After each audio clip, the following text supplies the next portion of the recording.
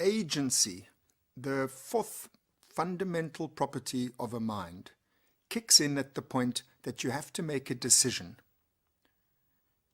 Instincts don't require decisions. Instincts are built-in automatic ways of responding to situations of biological significance. But life's more complicated than instincts can cope with. Therefore, we have to add to our instinctual inbuilt knowledge. We have to learn things. This learning, all of this complexity that comes with it is great. It gives us flexibility. But it makes us have to do this business of deciding. What is the right thing to do? How do we decide? Actually, here we have to introduce the notion of thinking. Thinking is how we decide. If I do that, what will happen? Versus if I do this, what will happen? Which of these two leads to the best outcome? Please note, this is not a real outcome. It's an imagined outcome in the virtual reality of your mind. That's what thinking is. Thinking is a virtual type of acting, an imagined or experimental acting. Very different from instinct. In fact, it depends on the suppression of instinct. That's a very important principle. The suppression of instinct is what underpins all thinking.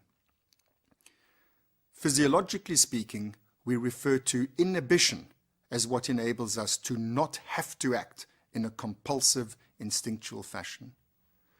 Inhibition rests upon one of the basic neurotransmitter properties of the brain. We have excitatory neurotransmitters like glutamate, and we have inhibitory neurotransmitters like GABA. Then there are also neuromodulators, nuances of excitation and inhibition. Let me give you an example of what I mean by inhibiting an instinctual action in order to think. Imagine your headmaster does something that enrages you. The instinctual response would be, hit him. That's what you do when you're in a rage. That's built in. That's the hardwired tool for living kind of response that you don't need to learn. But with thinking, you're able to imagine what will happen if I hit him. Well, I'll get into trouble, bad trouble. I'll be expelled. So the rage that the headmaster caused just gets compounded by these new problems that would occur, I imagine, I think, if I were to hit him. So I think up some other way in my mind, some other way of getting at the headmaster without being caught in the end. Like I might, for example, decide, while nobody's looking, I'll go and let down his tires. So I give expression to my instinctual emotion. It still lies there beneath the surface, still motivates my intentionality, but in this flexible, nuanced way, thought through in the virtual reality of my mind, I've come up with a better solution. That's the sort of thing that thinking is. That's how thinking works. Where does this happen in the brain? It happens in an anatomical region known as the prefrontal lobes. There are two aspects to the prefrontal lobes. In their lower, deeper parts, they inhibit. In their higher, outer parts, this virtual, imagined type of acting takes place. The lower, deeper parts are called the ventromesial quadrant of the frontal lobes, and the higher, outer part is called the dorsolateral quadrant of the frontal lobes. This part of the brain enables us to think by enabling us to not do what our instincts impel us to do. Interestingly, this is the origin of free will. I hope you can see. This is the origin of the philosophical concept of free will. And actually, physiologically speaking, it rests upon a free won't, the ability to not have to do something that you're compelled instinctually to do. Inhibition lies at the heart of free will. I hope you can see how what I've described to you enables you to own your own intentionality.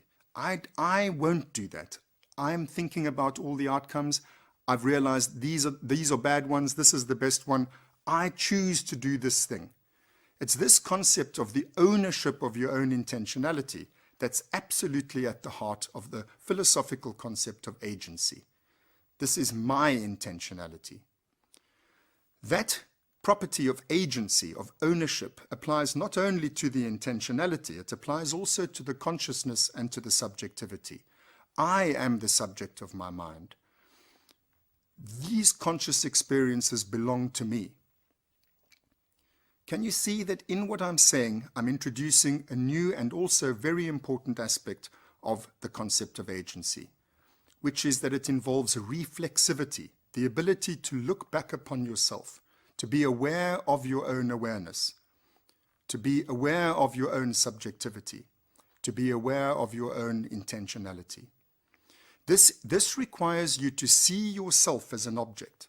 So the subject re-represents itself as an object and looks back upon itself, which requires an abstracting of yourself from the first-person raw basic experience that characterizes the more rudimentary, more primal layers of the mind. This element of agency, as I'm saying, involves abstraction.